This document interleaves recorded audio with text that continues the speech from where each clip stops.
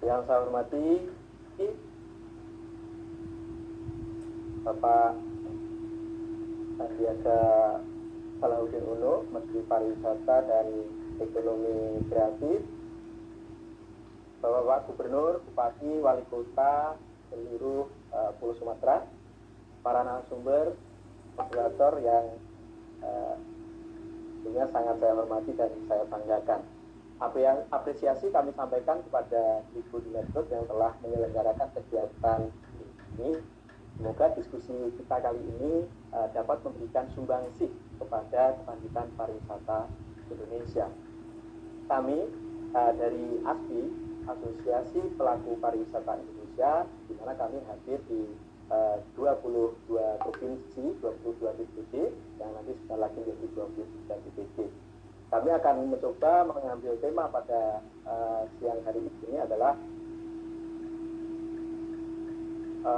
wisata aman dan nyaman untuk pemberdayaan.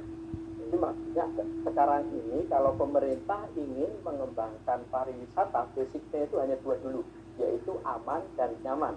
Aman itu yang dimaksud adalah ada sebuah jaminan bagi wisatawan bahwasanya satu, tidak akan terpapar. Kedua, ketika terpapar, pemerintah daerahnya itu harus menggaransi ini loh, kalau ada wisatawan terpapar di sebuah destinasinya, bagaimana, misalkan apakah dijamin tempat isolasinya, maksudnya seperti itu. Ini yang dan ini menjadi sebuah nilai tambah bagi daerah tersebut. Misalkan wisatawan yang terpapar di daerah kami, misalkan ya, itu maka akan kami garansi, kami akan memfasilitasi. Jadi ini akan menimbulkan rasa perasaan aman bagi wisatawan untuk dapat hadir atau datang ke daerah yang dimaksud. Yang ketiga adalah kemudian aman ini juga berkaitan dengan masalah protokol kesehatan yang diterapkan di destinasi pariwisata. Kalau istilah kami di ASPI itu adalah adaptasi pariwisata, adaptasi berwisata. Di mana adaptasi pariwisata itu tentunya ke destinasinya, ke industrinya, ke daerah tujuannya. Sedangkan untuk adaptasi berwisata sendiri adalah kepada perilaku wisatawan yang akan melakukan pariwisata dengan tentunya mentaati protokol kesehatan yang ada. Ketika semuanya ini sudah menjadi aman, otomatis kenyamanan wisatawan akan tercapai. Ketika wisatawan itu datang, wisata diharapkan masyarakat sekitar daerah yang menjadi tujuan pariwisata tersebut dapat diberdayakan untuk memperoleh dampak ekonomi langsung dari pariwisata, di antara dengan menggunakan pemandu wisata lokal, memberikan kesempatan dagang yang sama, pengembangan UMKM, kreatif, sehingga apa? Melalui kegiatan ini banyak usaha-usaha masyarakat yang bisa berjalan dan akhirnya adalah ekonomi dapat hidup kembali. Pariwisata adalah harapan perbaikan ekonomi masyarakat Indonesia. Karena apa? Karena pariwisata itu dibangun bersama-sama secara multi sektor dan hasilnya pun dapat dinikmati bersama-sama secara multiplier effect. Oleh karenanya, Bapak Ibu, sudah sangat tepat ketika seluruh pemerintah daerah yang ada di Indonesia saat ini itu berusaha mencanangkan untuk menjadi daerahnya sebagai tujuan destinasi wisata, dan ini menjadi destinasi wisata terbaik. Maka dampak daripada ekonomi yang dirasakan oleh pariwisata itu akan dapat dirasakan oleh masyarakat di daerahnya, baik itu dampak secara langsung yang dirasakan oleh industri pariwisata, ada hotel, transport, restoran dan lain sebagainya, maupun dampak yang tidak langsung yang dinikmati oleh pekerja daripada industri tersebut, atau dampak ikutannya, di mana yang kami maksud dampak ikutannya ini adalah misalkan petani, nelayan, pekerja bengkel yang sebenarnya selama ini mereka juga telah menikmati daripada dampak pertumbuhan pariwisata ini.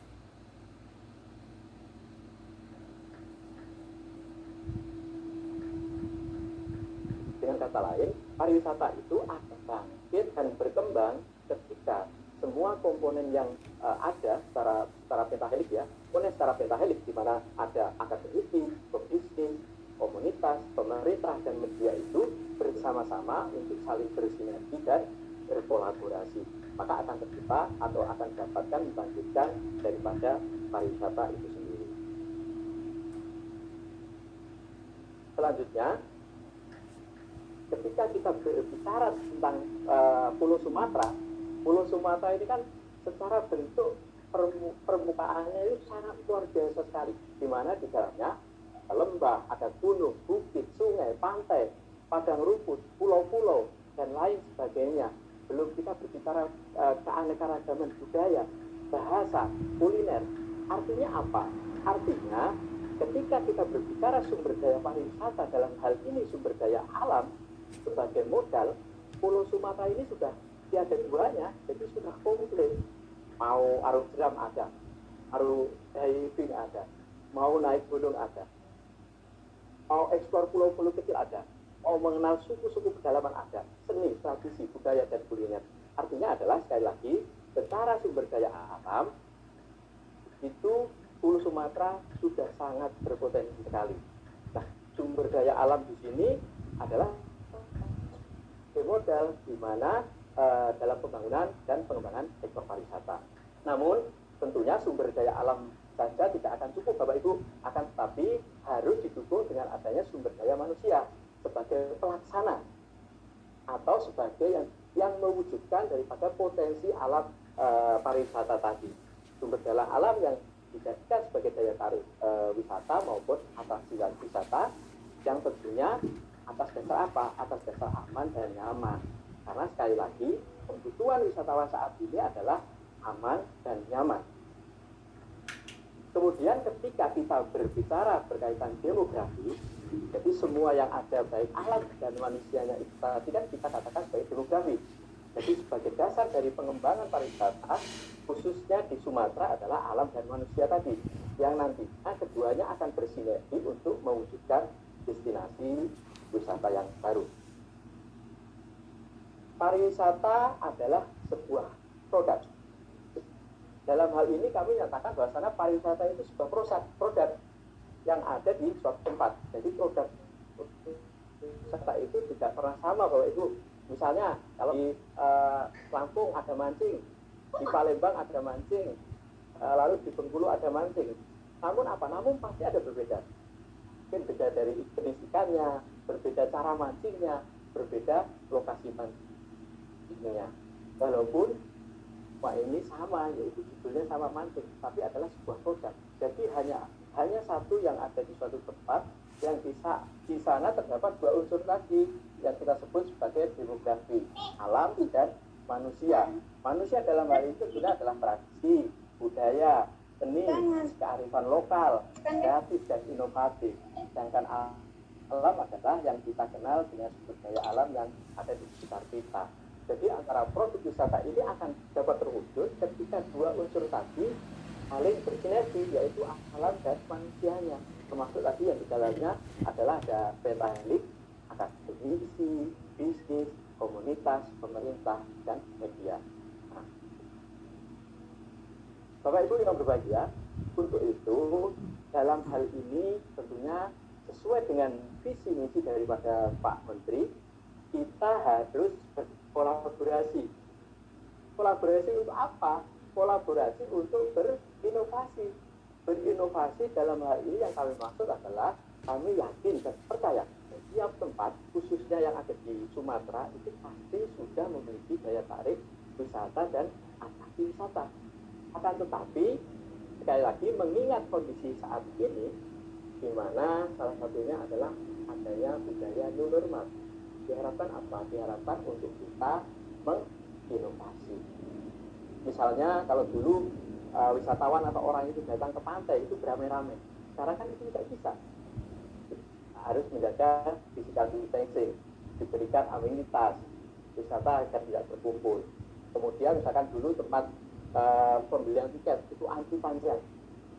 Nah, sekarang ini kan tidak bisa, harus difasilitasi, misalkan pembelian tiket bisa dibeli secara etiket dengan misalkan kode barcode atau mungkin pemesanan online.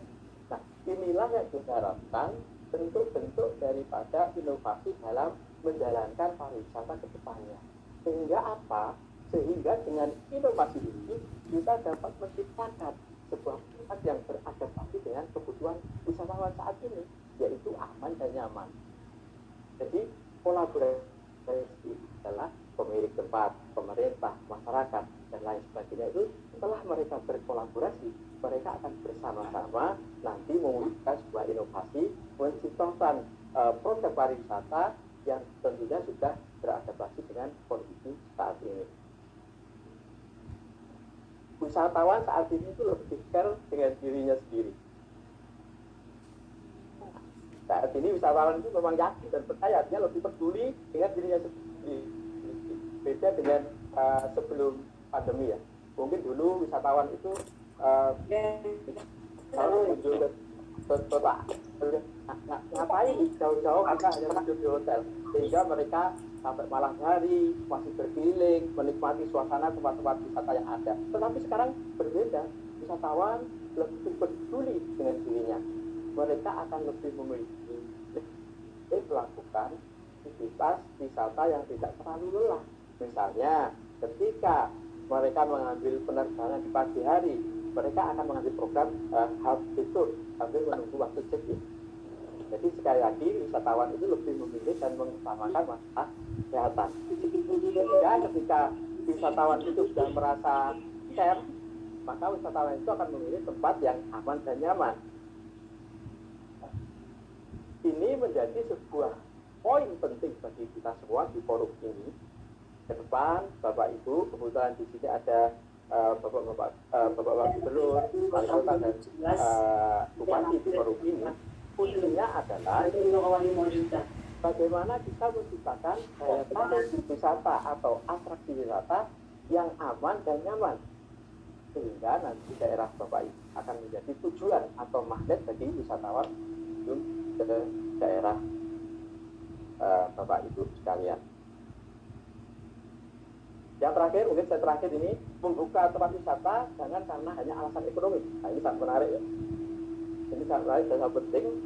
Saat ini mungkin Bapak-Bapak Gubernur sekalian, Bapak Menteri sekalipun banyak tuntutan mungkin ya, keluhan daripada kalangan masyarakat bahwa kondisi saat ini masyarakat sudah kesusahan, sulit ekonomi, sehingga banyak yang mengusulkan untuk membuka beberapa destinasi wisata dan pusat keramaian. Nah, yang terpenting Bapak-Bapak sekalian, saat ini pembukaan tempat wisata itu jangan karena alasan ekonomi, akan tetapi lebih kepada atas dasar aman dan nyaman. Kenapa demikian?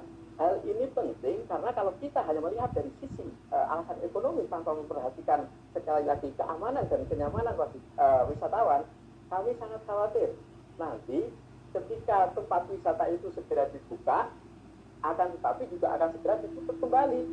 Karena apa? Biasanya kalau dibuka secara terburu-buru tanpa memperhatikan hal-hal yang berkaitan dengan protokol kesehatan saat ini, amenitas yang ada saat ini, serta sarana dan prasarana, dikhawatirkan apa?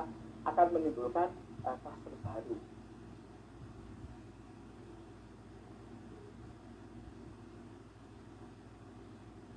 Nah, kita suka mau tidak mau ya wisata itu akan.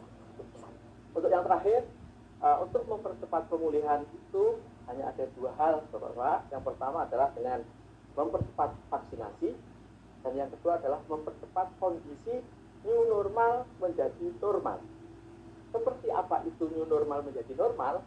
Misalkan memakai masker menjadi sebuah kebiasaan, bukan menjadi hal yang baru. Memakai hand sanitizer itu menjadi sebuah kebiasaan dan bukan hal yang baru. Nah, ini memang menjadi sebuah hal yang paling sulit untuk menjadikan new normal menjadi normal. Karena apa? Karena di sini tentunya membutuhkan peran daripada Bapak-Bapak kepala daerah. Tapi Bapak-Bapak jangan berkecil hati dan karena Bapak-Bapak tidak sendiri. ASPI, Asosiasi Pelaku Pariwisata Indonesia, siap Pak untuk berkolaborasi, membantu mempercepat mewujudkan dari new normal menjadi normal. Demikian paparan dari kami. Untuk akhir ini ada sedikit pantun, melihat destinasi harus jeli, remanisme harus dihabisi, banyak potensi belum tergali, banyak berita dan publikasi. Bila taufik wal hidayah. Wassalamualaikum warahmatullahi wabarakatuh. Waalaikumsalam. Terima kasih banyak Bapak.